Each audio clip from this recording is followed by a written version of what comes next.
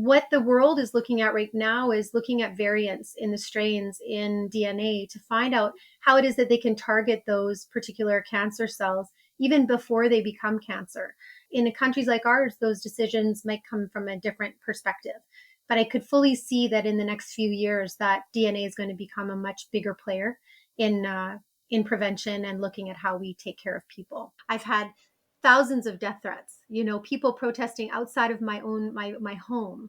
We had to sell our family home because of the protests of people, and it was not just impacting our lives but our entire neighborhood, right?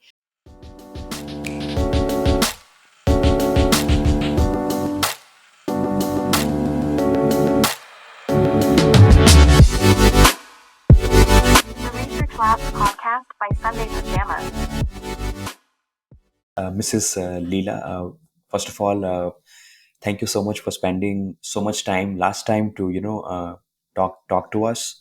It was a wonderful session. It was supposed to be like a 20-minute session call, but I think we ended up talking about a very wide variety of things. And so I was anticipating a lot of excitement and energy even in today's call. And so I have been actually thinking about how we would like to have a conversation today, and then I thought that because you have such a dynamic way of not just talking, but you went from being a music graduate to a political career, and now you are working in as a director of strategy, a senior director of strategy in BioAro. And so I thought that let's not really plan a lot, and let's really just see where the conversation leads us. I think that's lovely. One thing I love about your podcast is the conversational aspect of it, Prathamesh, and it's just so lovely to. I was saying to you when I first met you what wonderful human you seem to be, and I hope we actually get to meet in person one day. But it's a real privilege to be part of your show and part of your journey here. Thank you for your kind words. Well, so to get started, right, I was actually curious about what you are doing currently. So maybe we can start from there, and then we can see where it all leads to.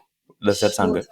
That sounds absolutely wonderful. And actually, it's funny, things even in my life have changed in the last few days. So, as you had mentioned, I'm now a senior director of strategy and partnerships at this company, BioAro, led by this visionary Dr. Anmol Kapoor, and this really wonderful team. I'm surrounded by extremely intelligent and smart people all the time. It's really a privilege to be around those folks because, as I explained to you, I'm not an AI person, and I'm certainly not in the science field or a doctor of any sort. So learning about this at my level is very important because people like me need to be able to talk to the regular ballet dads, hockey moms, the working population to help us understand how to advocate for ourselves in healthcare. I'm also now a senior director for a new company that Dr. Kapoor started, which is called Kapoor Wealth. So we're actually doing our launch on May 9th in Abu Dhabi.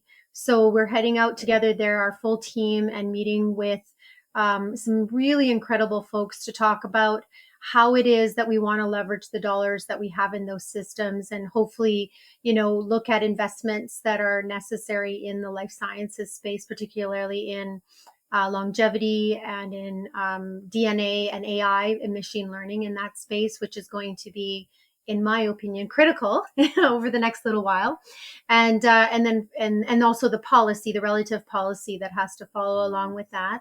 And then thirdly, I'm the chief growth officer for one of the companies that has become part of the BioAro, which is called the Biosport.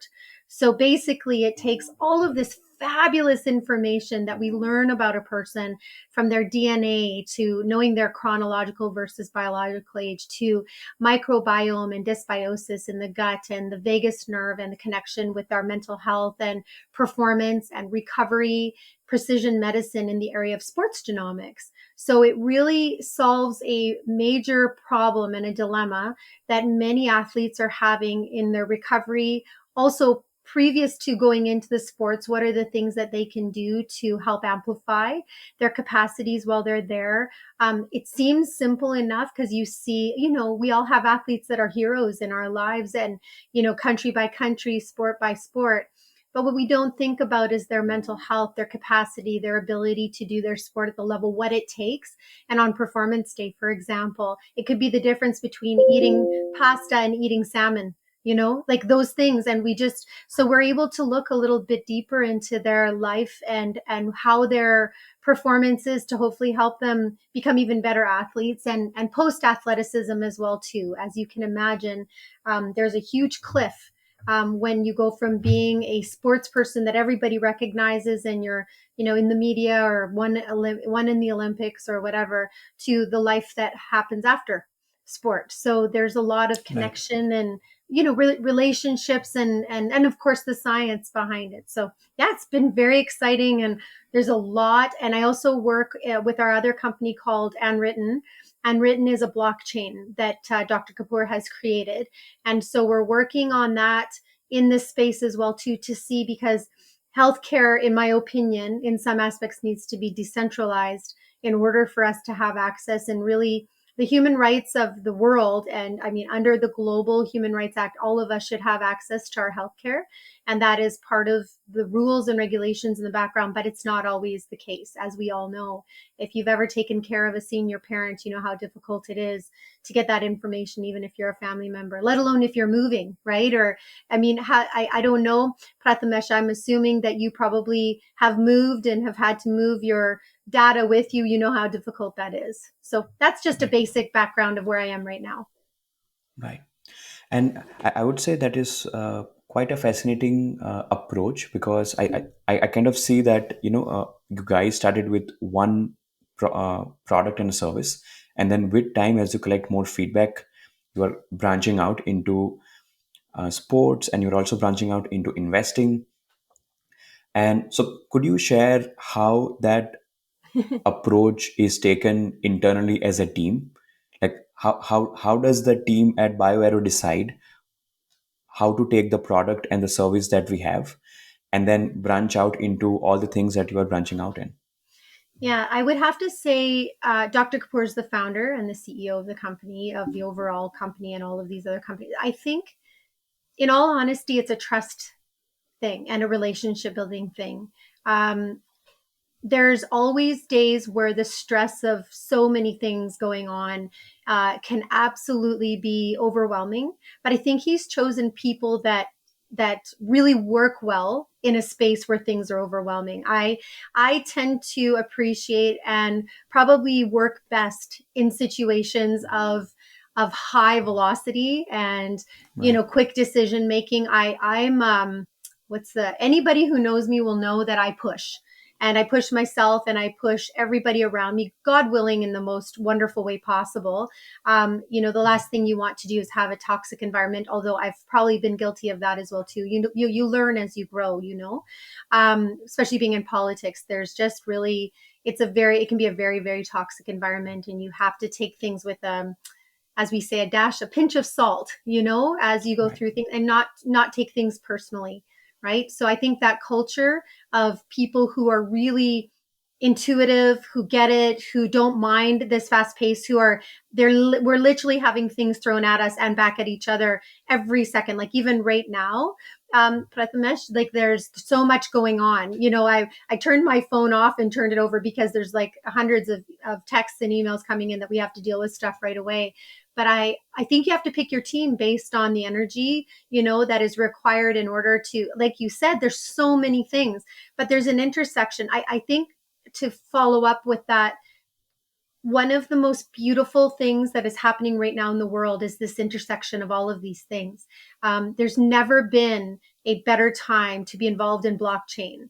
There's a tremendous amount of money out there that can be invested into that space, and it's really interesting. And if that's the kind of thing that you're interested in, I highly recommend learning about that. The intersection of longevity, sports genomics, DNA. We also have a component that measures ambulatory blood pressure, which is a massive killer of all of our populations right now. I think Canada has 37% undiagnosed high blood pressure. And these are things that if we know about, we can live longer. The intersection of knowing our DNA and where we come from, and medicines that may be directed specifically to help out particular ethnicities, genders, backgrounds, ages, your weight, your food consumption. I truly believe that Dr. Kapoor's visionary approach and his multitasking ability to look at all of these various things is why he's been so successful at this point. I'm just really happy to be riding this very fast paced train. Right, right.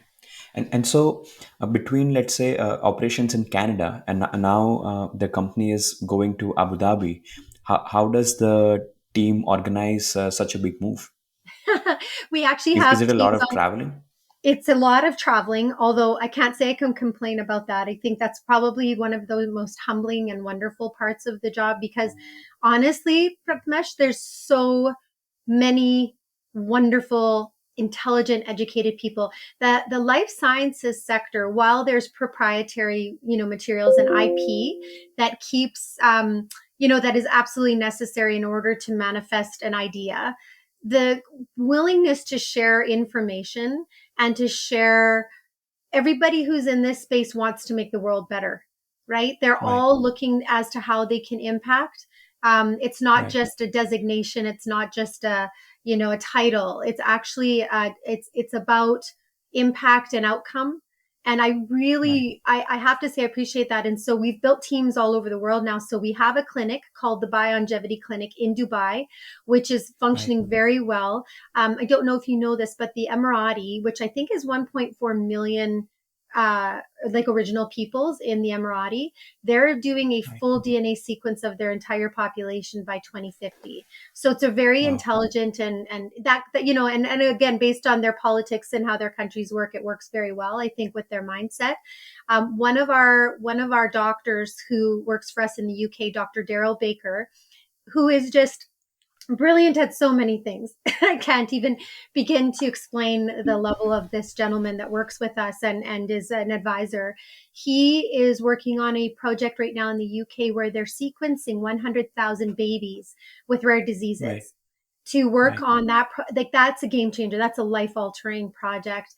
And so we have a UK team. So we have sales teams set up in UK, Colombia, or sorry, well, Latin America now. The United States, we have CLIA clearance and a lab and setups in the United States as well.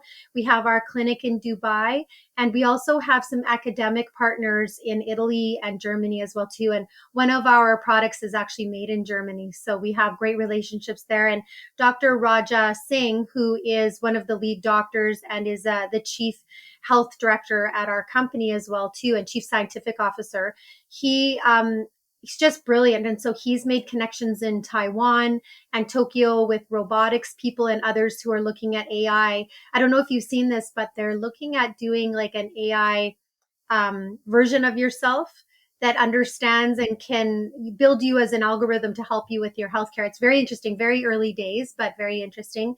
He's also made deep, deep relationships in France and other countries because of his academia. He actually led all of the genomics work that has happened at the two major universities here in Alberta. So you can imagine with that kind of power and intelligence behind you, the kind of work that can happen. So people are flocking to the company. We're small, so but we're growing so fast. I think we're just hiring students right now. If there's any students that are interested in doing an internship with us here in Alberta, if you happen to be in Alberta, please have them reach out to me at my email. We would love to bring them on to these internships over the summer. It's a great opportunity to work in a company like this. So we're growing very quickly and hoping to. Dr. Kapoor has really put genomics testing and AI testing on the map here in Canada and in Alberta. So very proud of the work that he's doing and growing very fast. Yeah, I would say the one thing that really stuck out for me is that the Emirati government is trying to do genomic studies, you said, Yeah, for the entire population? they're doing an entire study of their population. Very, very interesting, isn't that? Right. And how does that work out from a policy standpoint? Well, and again, their politics are different than what we do, and it is just part of how they're running their political ship there. And it looks to me like, I mean, in all honesty, and I can't speak for them or their politics or their leaders. I can certainly send you some more information about what's going on with that and share that with you. But I would wager that within the next 5 to 10 years, globally, that DNA sequencing will become mandatory in multiple countries in order to understand and be able to do better as far as pharmacogenomics goes, transcriptomics, all of the multi-omics that are starting to really show very strong data as to how it is that we need to treat people, right? Especially in prevention. One of the most interesting conversations that is happening is around big pharma, right? And their the medicines that they make. So if you're looking at cancer, for example, if a person is diagnosed with cancer, there's a protocol, right, that they follow, and we've all had families that have been through this and friends. So you know what the protocol is. You hear about chemo, you hear about radiation, you hear about all of these things about killing the disease, right? There's and while I appreciate that, and these chemo drugs have come a long, long way, and so grateful because we have family that have survived as a result of those protocols. Um, what the world is looking at right now is looking at variants in the strains in DNA to find out how it is that they can target those particular cancer cells even before they become cancer. And so, what we're hoping to do is be able to work with the larger pharmacological companies to say, look, while we appreciate disease management, you know, you're already in the disease by the time you're in that point. What about the opportunities in disease prevention? And what can we look at within cultural differences? Environment makes a huge difference. If you look at, if you're in Hyderabad for a few days, based on particulates and if there's a bad inversion there or something, the pollution, and they'll let you know, versus like living in Alberta where we have big blue skies most of the time of the year, but we have our own issues here. What is that environmental impact going to have on your body? Did you know that they're able to find plastics in your bloodstream now? They're able to see it in breast Microplastics, milk. yes. Yeah. So microplastics and all of these kinds of things, these are really going to be huge determinants of health, right? And that's just one thing.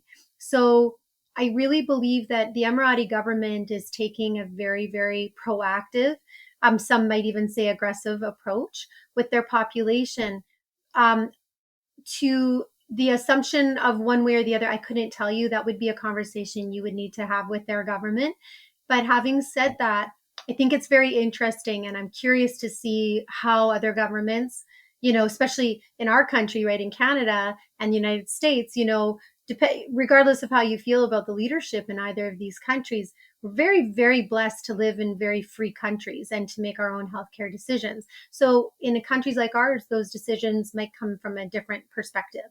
But I could fully see that in the next few years, that DNA is going to become a much bigger player in prevention and looking at how we take care of people, and in your own advocacy. Think about yourself. Don't you want to know? I want to know. Right. And so, how does BioAro actually work with the government policies like that? Is it like, how does those partnerships work out? So the partnerships are not like, we definitely, I mean, obviously to go into any country, you have to follow their policies, their rules, their regulations, and then also go, like, everything has to be facilitated through regulation and regulatory processes. So every country is a little bit different. Like, for example, we're meeting with an organization called Maison Epigénétique in Paris, and they're doing some very, very interesting work in the space of longevity. And Nicola, who is the director of this company, just an absolutely brilliant fellow, and has everything from supplements to various machines that use light and all these kinds of things to really, really help. And vitamins that you can take through IV and all this. We met with him in Paris and saw his wonderful clinic that he has there. And of course, they're interested in genomics testing because it helps them to provide more data. So, but if, for example, in France, their laws are extremely highly regulated. So to go through Right. those regulatory hurdles takes some time. Colombia, for example, Colombia is different from the rest of Latin America. They have an Right. organization called INVEMA, and INVEMA is Right. highly regulated, but again, very clear in their direction as to how it is that you get, whether that's a device or, a microbiome kit or anything like that.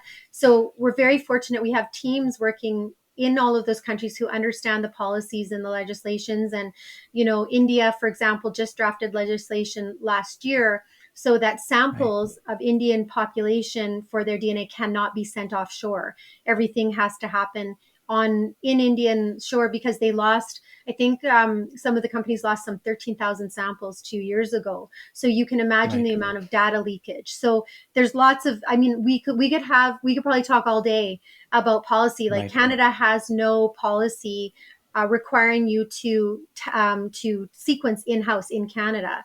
So even in Right. Alberta, in my province, where we could sequence for them at a Right. much cheaper price, the Right. governments here are still sending their sequencing to the United States, which you can imagine Wow. the potential for data leakage and breaches of data, right? So Right. Right. we try to do our best to understand the people and the regulatory people that we're working with and go from there.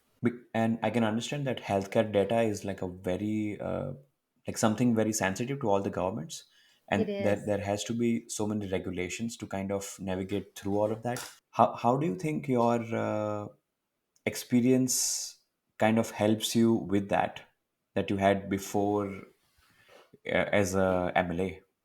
I think that I'm sensitive to the way that policy would work and the mechanism to hopefully help policymakers to make better decisions.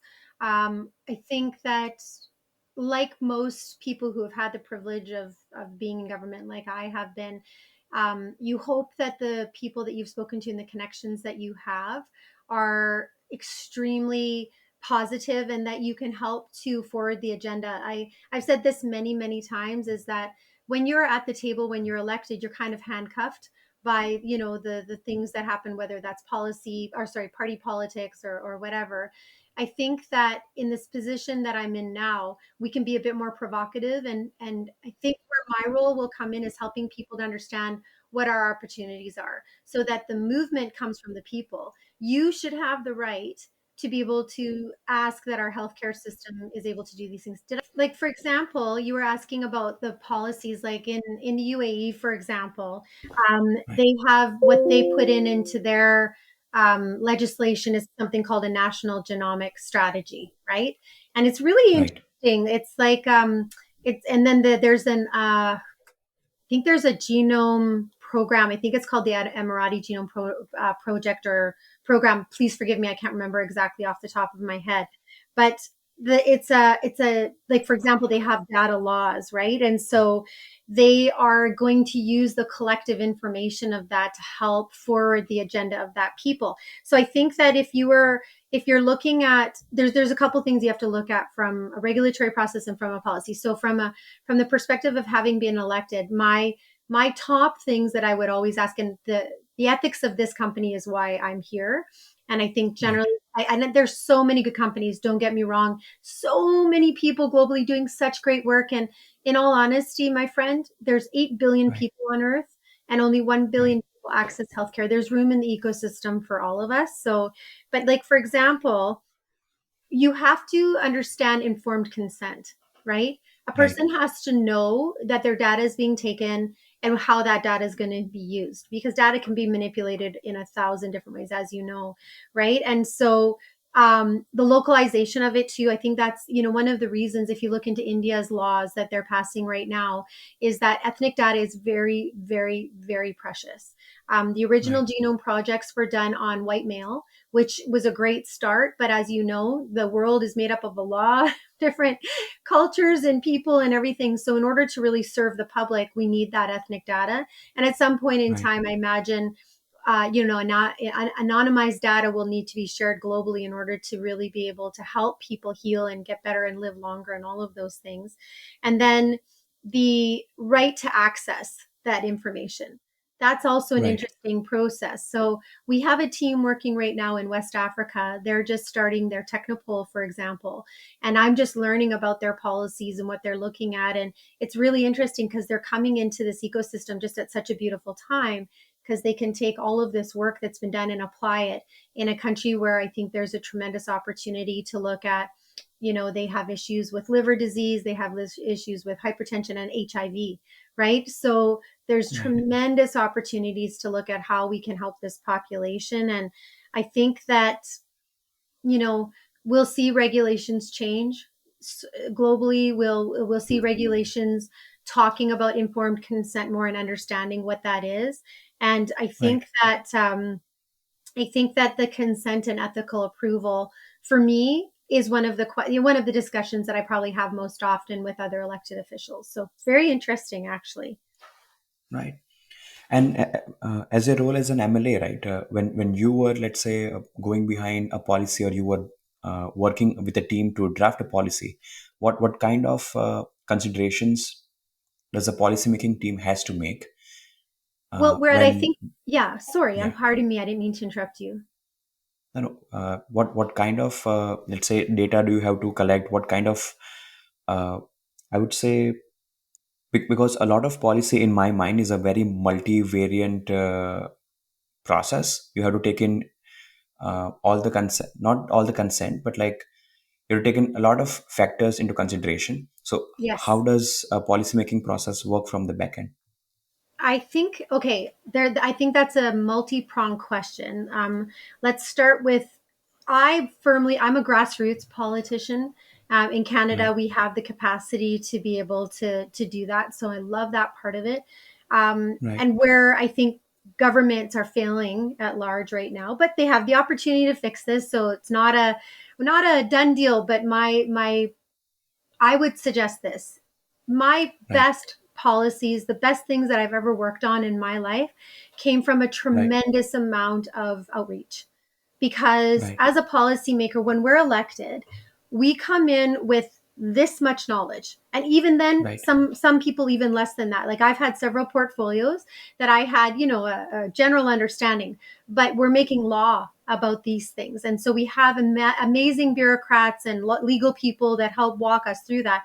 But at the end of the day, the enforcement of the law does not come down to the government. We create them, and then enforcement is done by a third branch. That's what you want. You don't want the judiciary in any way to be connected to the politics of the making of the elect of that. So, in my opinion, where we can do our very best work on all of these things, particularly informed consent and understanding, like we have excellent legislation.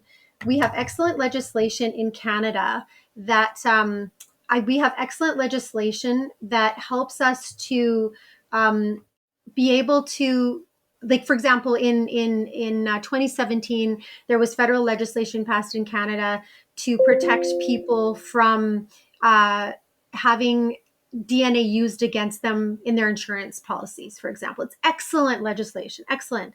I don't know if a lot of people know about that or if they understand their rights there. So that's one thing. So you can pass really great policy, but how is it impacting people, and have we done a good job in sharing what that actually means? Number two, the consultations are, I believe, globally right now becoming more ideological and less outreach into people who may disagree with you. I think the best policy is always made when all people to the tables can come and have a discussion. We saw this during COVID, is that the people in the countries that I think that did the best in pursuing, the things that happened during COVID, and we did some great stuff and we failed a lot too in our country as well. But the best things were done with tremendous sensitivity around the issues and asking and talking to people and having those conversations. These are pain points, right? That you need to understand. And that requires you being able to look at things that you may viscerally disagree with, Prathamesh. These may be things that you completely agree with. They align with you, absolutely. But that critical thinking and really getting the experts around the table, even experts that disagree with each other, to find a middle of the road. And I can't tell you like how many times we've passed policy that I believe we've done the best job, but there's always going to be somebody who's angry. There's always going to be somebody who the legislation does not do the very best thing for that person. And I think that we've lost the art of this discussion. People are afraid to listen to things that may be opposite to what they're thinking. I had a couple of very, very good and powerful conversations with people yesterday, actually, at an event that I was at, completely disagree with their point of view and them with mine. But it was such a lovely and respectful and thoughtful conversation. So we're never going to agree on this particular policy.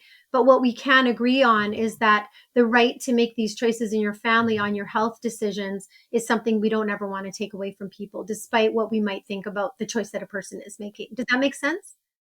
That makes sense. And that kind of makes me feel like, for someone like you who has to constantly talk to people who might simply not agree with you, and in fact who have really really opposite views than you, how do you just keep on going even with that kind of confrontation, I would say, because you have to confront people every now and then with everything they're saying. Yeah. Does it make it uncomfortable for you sometimes, or No. you're just used to it now? Um, I think I'm more interested in their point of view than pushing mine. I have a point of view. I've been a legislator. I understand the privilege of that. What it does is that if we're willing to listen to a person that is on the opposite end, no matter what that is, eventually you get to their pain point. Eventually the questions come to, why do you feel this way? Like, well, how did you get to this point? Why do you feel this way? Right? It's a matter of diplomacy versus proving that I'm right. And, we spend a good chunk of our lives proving ourselves and proving our capacity and proving who we are. And I'm kind of at a point, I suppose, in my life where my job is to lay pathways for people and to open up the discussion and be provocative. If you're going to be provocative in a discussion, you can't you have to assume that people are going to question your motives and the backgrounds and your reasons for doing it. I think it's intelligent to ask the question and to expect pushback. Right. That Right. pushback is going to come in all sorts of forms. Sometimes it's very respectful, like yesterday. Sometimes it's angry, super angry. I've had thousands of death threats, people protesting outside of my home. We had to sell our family home because of the protests of people. And it was not just impacting our lives, but our entire neighborhood, right? We've had drones fly outside of our houses. We've had to have protective, when I was running for leadership in my province, I had to have a full-time bodyguard because of some of the anger issues that were happening as a result of COVID and some of the really, I would say, divisive language that was happening amongst all of the different people that had different opinions on things. Because in all honesty, I just don't think that they'd had a opportunity to talk about it and show where their pain was coming from.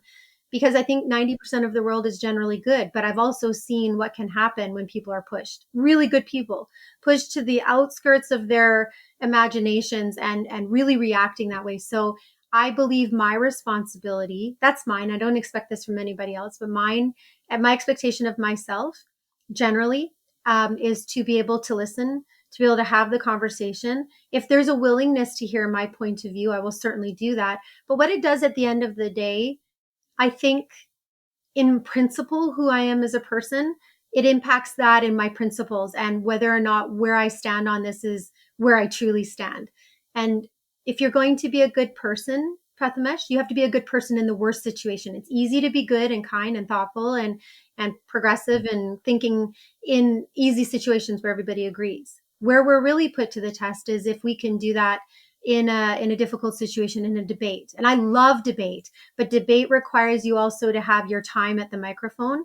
If people are constantly cutting you off in the middle of your discussion, it's very difficult to have a good debate. And so in those situations, I quiet right down and I let that person just speak until they can't speak anymore. And if there's an opportunity for me to pipe up, then I will. If not, I take into consideration their point of view and I apply it to my own principles and see where I land. And then I will obviously vote or make policy or work with an organization based on my own ability to apply my principles to that. Right. And that incident that you mentioned when you were getting death threats and there was a lot Yes. of anger against, and there were people Oof. outside your house, let's say, Yes. how does someone prepare for something like that? I just think that, I mean, the world's always been a wee bit, angry when it comes to politics and politicians. To say that you should expect it is, it's probably true, but I think that's a lazy answer. I think Right.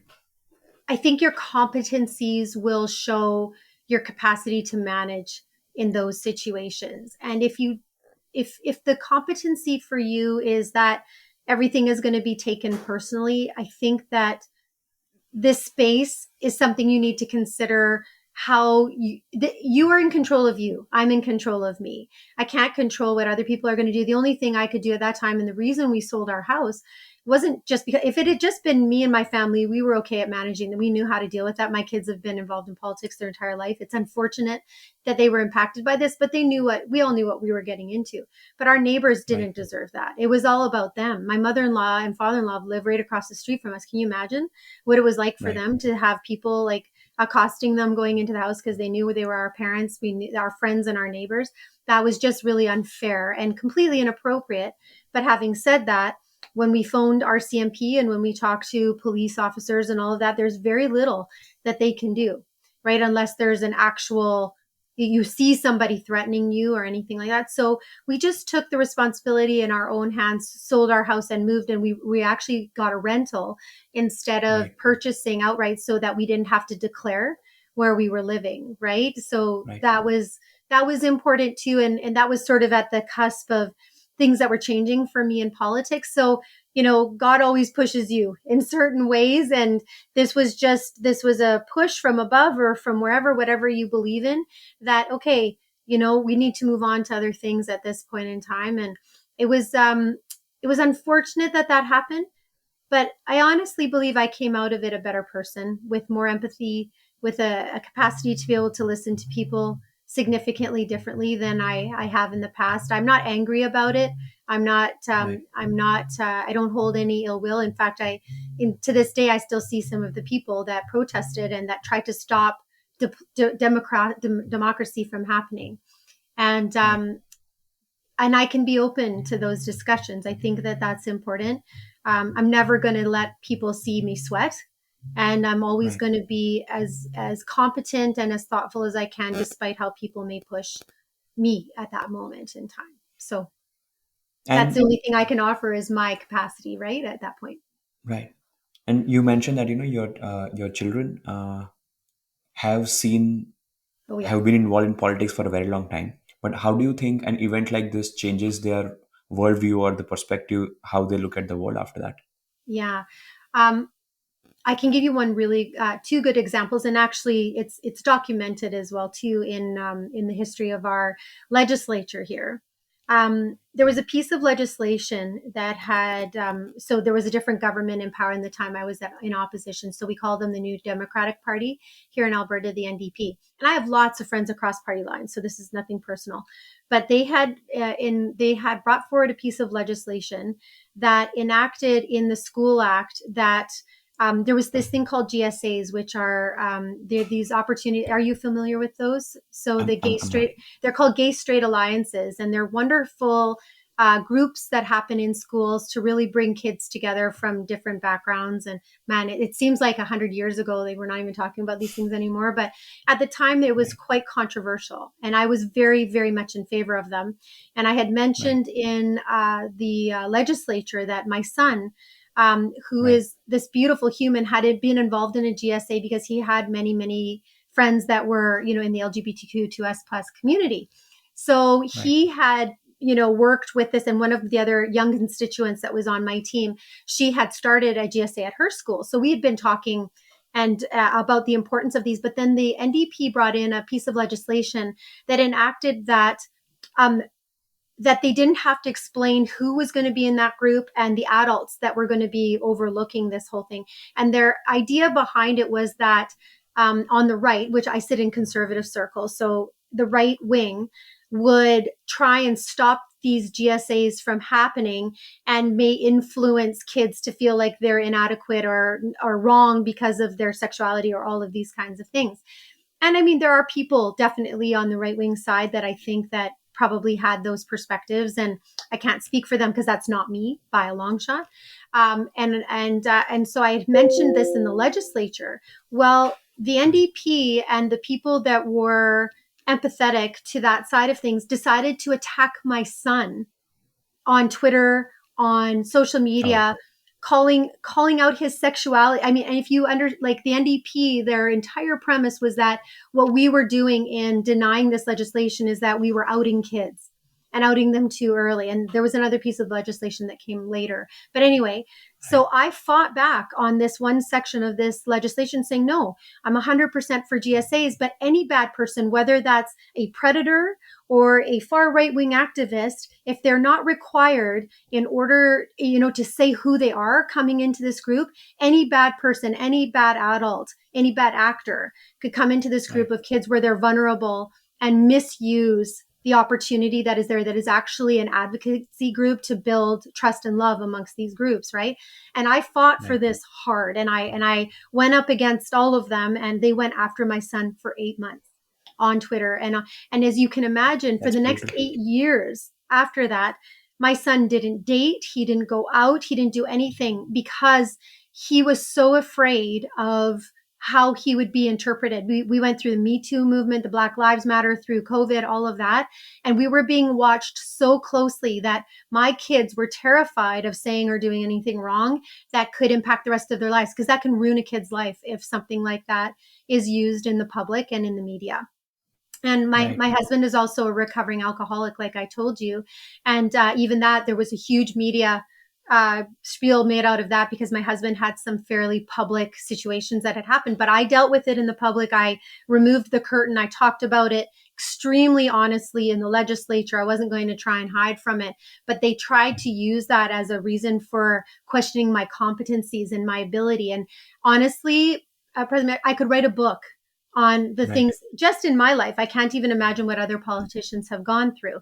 But this is the kind of thing that you have to know going into these jobs and into these positions and into the privilege of this space, that you have to be able, you have to have the strength of knowing who you are at a principled level to be able to maintain your dignity in the worst situations. And people who say that they are your friends, the people, they're not going to rally around you in those situations because their own jobs are on the line. So you're on your own, you know.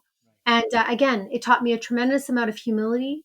I came out of it a better person than I went into it. My family is stronger as a result of it. I wish my children hadn't had to go through that. And to this day, I am, um, I'm not angry about it, but I'm disappointed in our democracy that this is the direction that we went, that our children can be put into the court of public opinion. I think it's disgusting and despicable. But having said that, as a family, we dealt with it and we came through it better and stronger as a result. And my younger son is autistic. So you can imagine what that was like for him. And my older son, the one who was having his sexuality questioned, if you can believe that, in social media, just absolutely ludicrous, ended up having to stand in front of me and this guy that was like a foot taller than him. My son was a real string bean when he was a little skinny guy, standing in front of me thinking that he had to protect me from some of these people that were just launching at us. I got backed into a corner by one fellow that I had to put a restraining order against at one point in time. And yeah, it's the kind of stuff. Those are little things compared to the wonderful people. 90% of it is such great people, but those are just some of the stories. Wow. And And this so now isn't that just you of are the opposite parties. This is in my own party too. Sorry, just to be clear. right, right, right.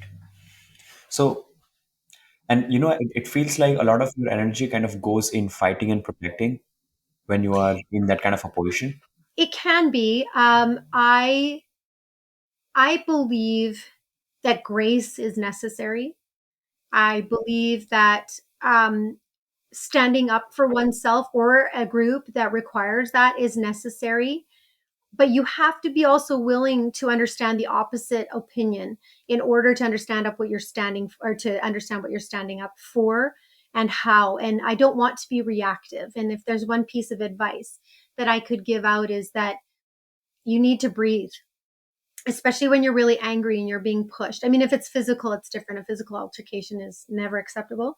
But I'll fight for freedom of speech every single day. But that means that everything that's going to come your way isn't going to be what you agree with. And so those are the points that require us to have grace and understanding, to have the conversation in order for um, freedom of speech to truly work. You have to know that one person's freedom may ultimately impede your own ability for your freedom. And those are the things that we have to fight for that. And hate speech and all of these other things that we talk about, I think are very reasonable discussions. But I think on any given day, that can be interpreted differently. And so I think we need to have more conversations like this, nuanced conversations where we're willing to put ourselves on the table and be in a safe place to have the discussion, where your discussion is not held against you for the rest of your life for an opinion you may hold right now, but could ultimately be altered by life experience, right? Right. And so when something like this happens, right, how do you, I would say, make a path forward as a parent? Like, do you make some changes in what you are doing? Like, how did you approach it when this was happening to your family? With complete honesty. My kids are smart and they understand the privilege that their mother had in being in this space. I don't think what happened to them is fair or at all reasonable or should ever happen to anybody else. Having said that, though, our kids have been raised by a village, right? It's not just us. We have great family. We have an entire community that has raised them, and then all of their musical and sports backgrounds as well too. We have huge, systems around them to be able to support who they are. Um, I think the growth opportunity far outweighed the negativity because we handled it that way. I'm not suggesting everybody's going to handle it that way, but again, for us, um, that was the only way to manage it. Otherwise, it becomes overwhelming and untenable and unsustainable, really. And I think that they're better, more mature, excellent men. The best thing that I will do with my life, my legacy, my husband's legacy in our lives, is having raised two fantastic men who understand politics, who understand the world, who are kind and empathetic to people's opinions that are different from theirs, who get the privilege of what it was that they were part of. And they're, they're, they get, they were part of a time in life that was significant in that we had COVID and all these movements. And so there was so many opportunities to ask questions and be curious, right? And I'm a naturally curious person. And I get sort of smacked down regularly being like, why are you asking a question? Or that's a dumb question. And so that's changed my way of looking at things too. I'm not angry if a person wants to explain something to me, even if I fully understand it, I listen. I don't think that there's a single dumb question in the world. I don't think I'm very open, I believe, and getting better all the time, I hope, at being empathetic and understanding to my world around me and how people, I think what's made us all better, in all honesty. My husband and I are married 30 years. I don't think we've ever been closer or more in tune with each other's lives. We take care of my father full time. That is a whole other show, taking care of elder parents, especially in our culture. I I think my sons are going to make excellent partners to whomever come into their life. I'm very proud of them, and yeah, I think that they've handled this with the same thing that I would have an expectation of myself, is with grace. Right. And I think you spent a lot of time in politics. I think like around a decade almost. Yeah, it's been probably longer than a decade. I was elected for 8 years, but I was working in party politics since. I mean, I door knocked since I was probably 11 or 12. I was one of those kids that was like Right. outdoor knocking for diabetes and heart issues. And then we had, this incredible woman who was running for council way back in the day when I was a kid in our area. So I was door knocking with her and learning about that. Right. And yeah, yeah. And so how does it feel like to work in with BioAro, because it's a very different world, I presume. Yeah, it has its own politics. It has its own form Oh, and right. function. Right. Again, though, I think that where I came from has given me a very centered approach, and I don't back down. If I have questions, I ask them. I'm very bullish on this space, and so I'm not afraid at all to be in the mix of things. At the same time, I think I've become an even better listener because it's so far out of my scope of expertise that I'm on a fire hose every single day. So there's a tremendous amount of humility that comes with that. But I'm learning and I'm a quick learner and I love it and I love the people. So I feel very, very blessed. And I love this company in particular. Dr. Kapoor is a real visionary. So yeah, I appreciate him and I appreciate what the opportunities that he's given me for sure.